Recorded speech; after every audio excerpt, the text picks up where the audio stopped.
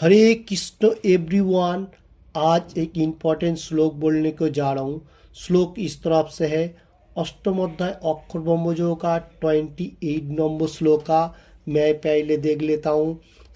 श्रीमद् भगवद गीता যথাযথ কৃষ্ণ কৃপা শ্রীমূর্তিশীল অভয় চরণাবিন্দ ভক্তি বেদান্ত স্বামী প্রভুপাদ প্রতিষ্ঠাতা আচার্য আন্তর্জাতিক কৃষ্ণ ভাবনামিত সংঘ ইসকন। आज जो बोलने को जा रहा हूँ 8 चैप्टर अक्षर ब्रह्मजो का 28 नंबर श्लोका इस तरफ से है। वेदेषु यज्ञेषु तपोषु चैव दानेषु यत् पुण्य फलम प्रतिष्ठम अतेति तत्सर्वमिदं विदित्वा योगी परम स्थानो मोहपत्ति चाद्यम। फिर से दोहराते हुए 8 चैप्टर अक्षर ब्रह्मजो का 28 नंबर श्लोका। वेदेषु यज्ञेषु तपोषु चैव दानेषु यत् पुण्य फलम प्रतिष्ठम अत्येति तत्सर्वमिदं विदित्वा योगी परम स्थानो मुह्यपत्ति चाद्यम।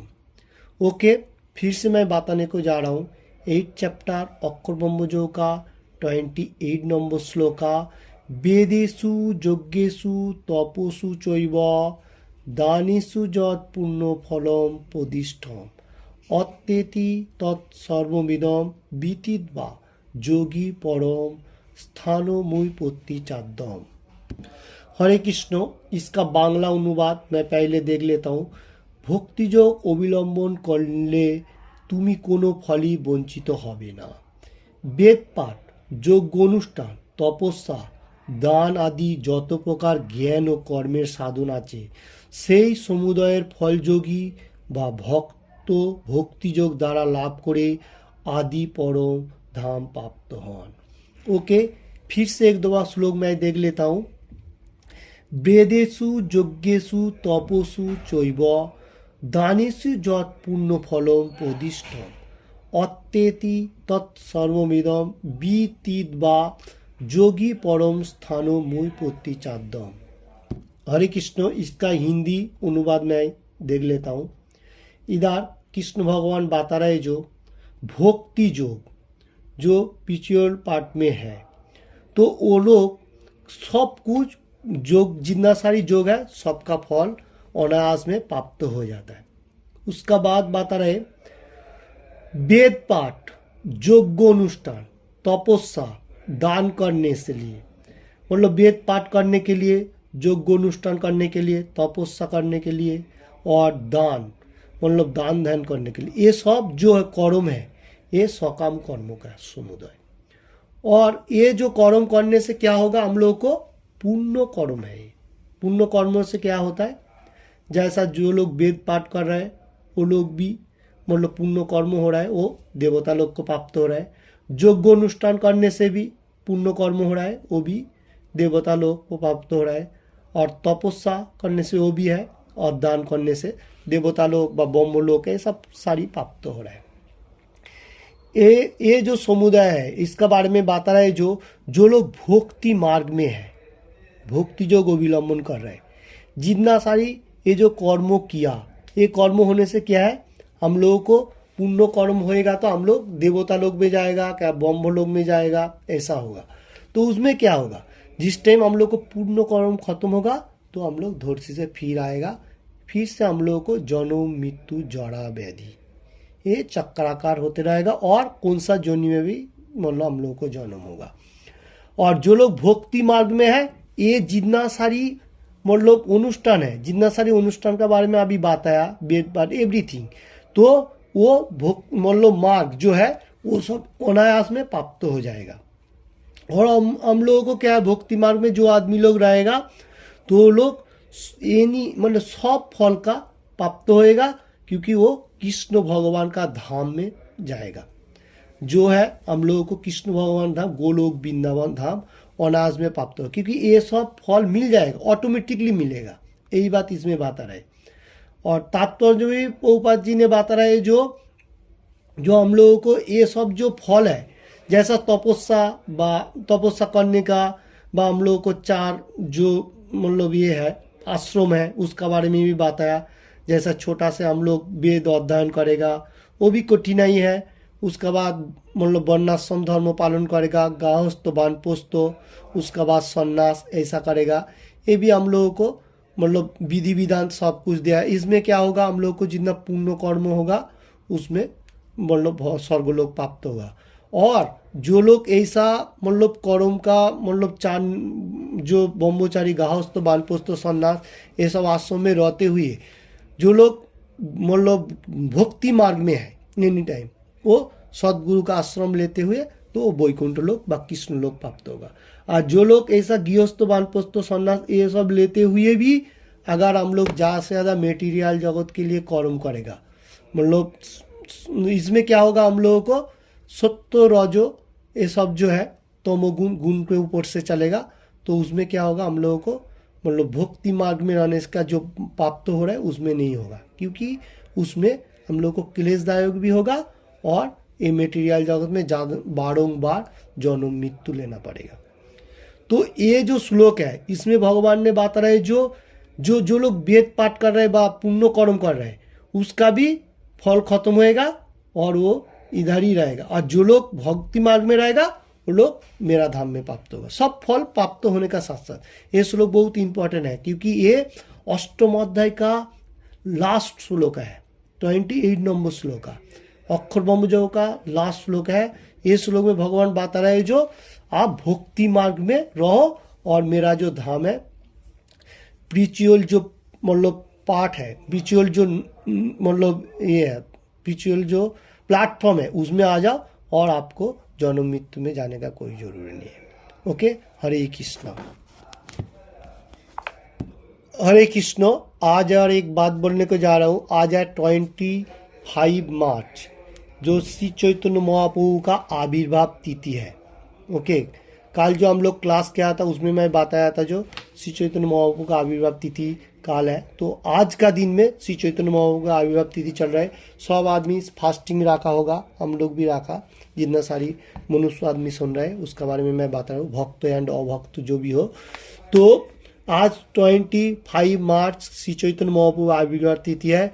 तो ये आविर्भाव तिथि में ज़्यादा से ज़्यादा भगवान का नाम सब लोग लिया होगा और गीता पाठ किया होगा। और श्री चैतन्य महाप्रभु का शिष्ट अष्टकम जो है 8 श्लोक श्री चैतन्य महाप्रभु जो हम लोगों को दिया, तो वो 8 श्लोक का उच्चारण भी हम लोगों को परफेक्ट आज सब आदमी कर रहे हैं।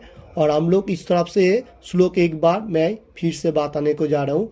श्लोक का पहला नंबर श्लोक मैं बताने को जा रहा हूँ शिष्ट अष्टकम का चेतो दर्पण मार्जनम भव महादावाग्नि निर्वापनम सिंह কৈরব চন্দ্রিকা বিতরণম বিদ্যা বধূ জীবনম আনন্দাম্বু দিবর্ধনম প্রতিপ্রদম পূর্ণামিত সাধনম सर्वात्म समर्पणम परम विजयते श्री कृष्ण संकीर्तनम।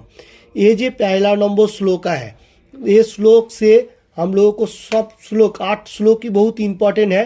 अभी इसका अनुवाद मैं अभी बताने को नहीं जा रहा हूँ, क्योंकि इसका खाली श्लोक उच्चारण ले रहा हूँ, क्योंकि हम लोग को हर रोज ये श्लोक मतलब मुखस्थ करने का, कंठस्थ करने का और मेमोराइज होने के लिए मैं ये श्लोक देता हूँ। ये गया पहला नंबर श्लोक। उसका बाद द्वितीय नंबर श्लोक मैं बताने को जा रहा हूँ। श्लोक इस तरफ से है, नाम नामकारी बहुधा निज सर्वशक्ति तत्रा पिता नियमित शरणे न कालह एता दोषी तब कृपा भगवान ममापि दुदैमि दिशो मिहाजनी नानुराग। ये गया सेकेंड नंबर श्लोक का। उसका बाद मैं थर्ड नंबर श्लोक का फिर से बताने को जा रहा हूँ। तीनादपि सुनिचेन तरोरपि सहिंसुना अमानेन मानेदेन कीर्तनीय सदा हरि। ओके, ये गया थर्ड नंबर तृतीय नंबर श्लोक का शिष्ट अष्टकम का। उसका बाद आ रहा है फोर्थ नंबर श्लोक का। श्लोक का इस तरफ से है, न धनम न जनम न सुंदरीम कविताम बा जगदीश कामये मम जन्मनि जन्मनि सरे भवतात् भक्तिर अहैतुकित ही। ओके, ये गया फोर्थ नंबर श्लोक का। और फिफ्थ नंबर श्लोक का इस तरफ से है, वही नंद तनुज किं करम पतितम मामो विषमे भवाम बुध है कृपया तव पद पंकज शीत धूलि सदिशम विचिंतया। ओके, इसका बाद आ रहा है 6 नंबर श्लोका। श्लोका इस तरफ से है, नयनम गलदुस्व धराय बदनम गद गद रुद्रय गिरा पुलो कोई निर्चितम तबु कदा तब नाम गहने भविष्यति। ओके, इसका बाद आ रहा है 7 नंबर श्लोका शिष्ट अष्टकम का, जुगाइतम निमिषेन चक्षुषा पाबरी साहितम सुन्नाइतम जगत सर्वम गोविंद विरहेनमे। ओके, इसका बाद आ रहा है 8 नंबर श्लोका।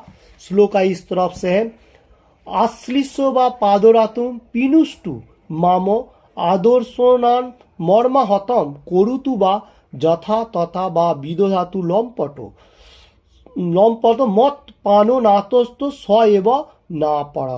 यह है शिष्ट अष्टम का शिष्ट अष्टम का 8 नंबर श्लोका। ओके, ये 8 जो श्लोका है, ये श्लोका सब आदमी अभी से हर रोज एक एक श्लोक करेगा भी चलेगा, मतलब कंठस्थ होना चाहिए। तो ये श्लोक जो है श्री चैतन्य महाप्रभु का खुद बताया, तो शिष्ट अष्टकम कहा जाता है। इसका मीनिंग्स मैं बाद में बताऊंगा क्योंकि अभी इतना टाइम नहीं है। तो ये 8 जो श्लोक है, ये 8 श्लोका अब लोग कंठस्थ करने का श्लोका बहुत इंपॉर्टेंट श्लोका है। आज का दिन श्री चैतन्य महाप्रभु का आविर्भाव तिथि, क्योंकि आज का दिन ये श्लोका ज़्यादा से ज़्यादा लेने का, तो हम लोगों को भगवान का तरफ जाने के लिए सोचेगा। क्योंकि श्री चैतन्य महाप्रभु का जो वाणी है वो भक्ति मार्ग का वाणी है। भक्ति मार्ग, हम लोग कैसा भक्ति में रहते हुए भगवान को प्राप्त हो सकता है। तो ये जो है, ये श्री चैतन्य महाप्रभु बहुत सारी श्लोक भी है। हम लोग पहले भी श्लोक एक उच्चारण किया था, वो श्लोक में भी बहुत भक्ति मार्ग में है जो ऐसा था। वो श्लोक था मतलब श्री चैतन्य चरितामृत में था, नाम बिना कलिकाले नाई आर धर्म सर्व मंत्र सार नाम यही शास्त्र मर्म। ये जो श्लोक था, नाम जो है कृष्ण भगवान का जो नाम कलिकाल में दिया गया है, वो को किसने दिया? श्री चैतन्य महाप्रभु ने दिया। तो यही सर्व शास्त्रों का सार है, जो ये सर्व मंत्रों का भी सार है। श्री चैतन्य महाप्रभु खुद ये जो श्री चैतन्य चरितामृत में जो बताया गया, तो ये जो है ये मतलब श्री चैतन्य महाप्रभु का वाणी है। तो ये जो वाणी अभी हर वर्ल्ड में पालन हो रहा है। आज तो हर वर्ल्ड में भी श्री चैतन्य महाप्रभु का आविर्भाव तिथि का मतलब दिन जापन कर रहे हैं, इंडिया मिडिल ईस्ट जो भी हो। तो मैं दुबई से बता रहा हूँ, तो आप सब आदमी लोग मिलके भगवान का नाम लेने का हर रोज, जैसा श्री चैतन्य महाप्रभु ने बताया, हरे कृष्ण कृष्ण कृष्ण हरे हरे, हरे राम राम राम